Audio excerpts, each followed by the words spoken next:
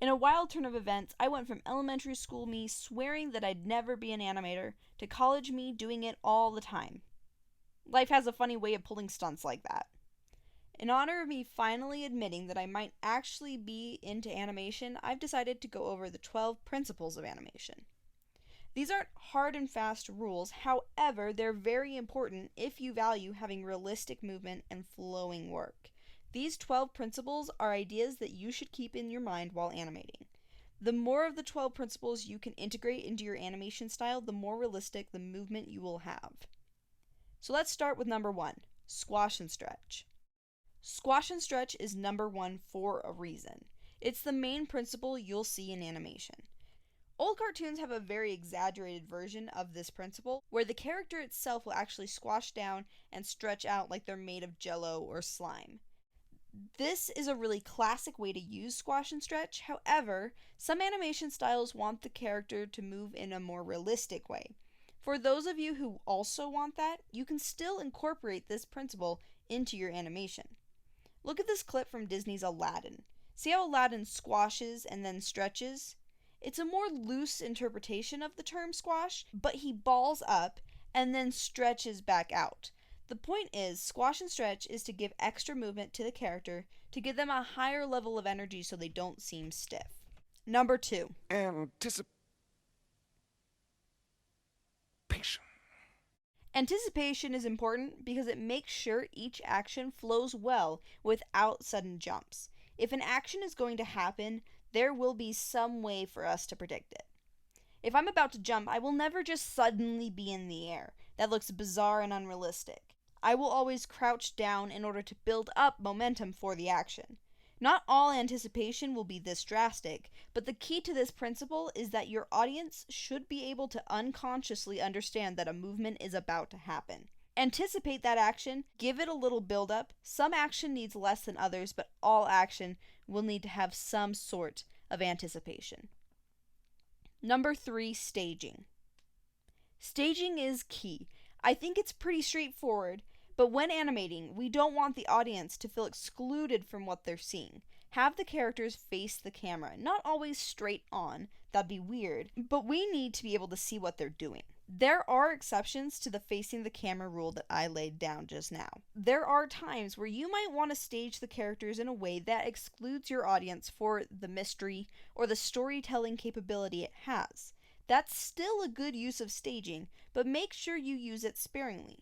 I don't want to hang out with people that exclude me, and similarly, I don't want to feel like I'm the only one not understanding what's going on. Number 4, straight ahead action and pose to pose. This principle is essentially going over what animation style you'll use. Straight ahead action is the process of animating each frame in order. You go straight ahead, frame 1 to 2 to 3, and so on. On the other hand, pose to pose is when you draw keyframes of the animation and then you tween. You'll likely use a mix of both animation techniques throughout the project, but you should consider the two options as you proceed, because they each have their advantages. Number 5, follow through and overlapping action. Follow through is the opposite of anticipation. It is the action that happens after the main action takes place. So, say I'm throwing a baseball, right? Once the ball leaves my hand, I am technically done throwing, but at no point am I finished with the action. My hand will still have to return to my side. This means that in order for a realistic animation to happen, you have to animate the throw as well as the follow-through of the returning hand. Overlapping action refers to the difference in movement times between the main action and supporting actions. Any part of the body that moves at a different rate would fall under this principle.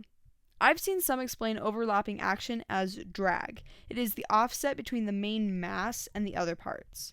So hair will often count as an overlapping action, arms as they sway side to side as you walk, that kind of thing. It is the offset between the main mass and other parts.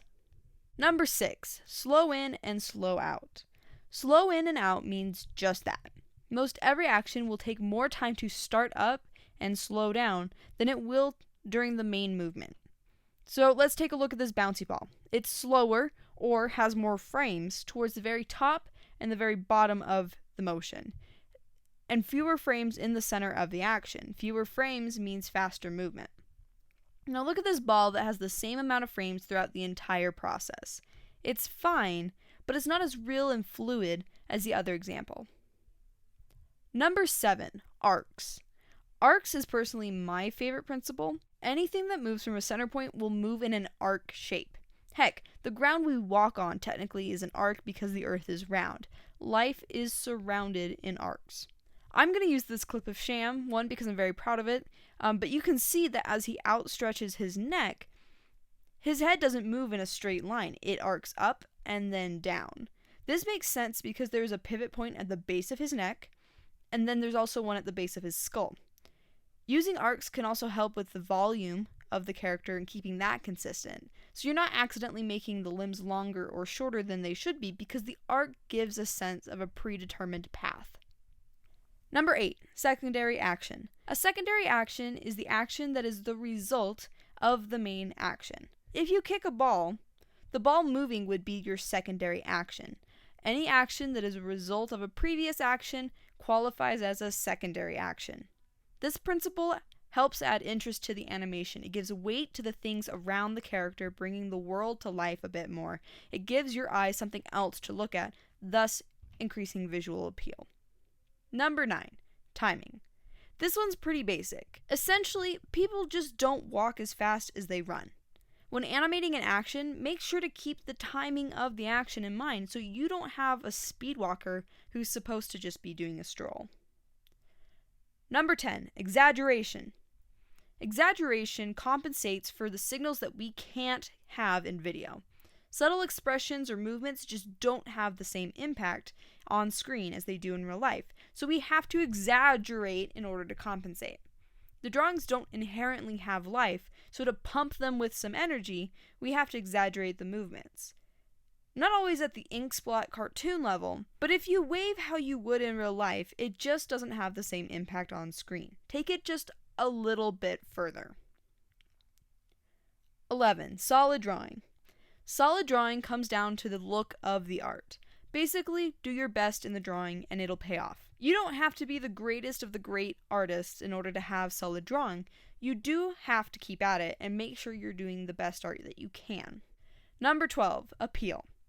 Finally, make sure it's appealing. Take the time to understand the character, the world building, the art style you're using. All of these things come together to help make the animation appealing. It's not strictly about visuals.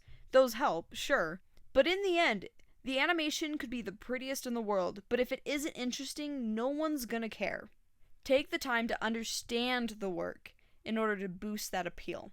Okay, that was a long video. I'm gonna go hoarse with how much I've been talking. Anyway, I hope this helped you understand the 12 principles of animation. It's a matter of practice. No one is born perfect at all of these things. It's about learning what you're good at and practicing to get better at what you may struggle with. Keep at it, and you can only keep improving. Let me know if you have any questions, and until next time, bye! Be sure to like, comment, and subscribe to make sure that you're not missing any of the crazy things we get up to. And hit that bell so that you're double sure you don't miss anything. Thanks for watching. Bye-bye!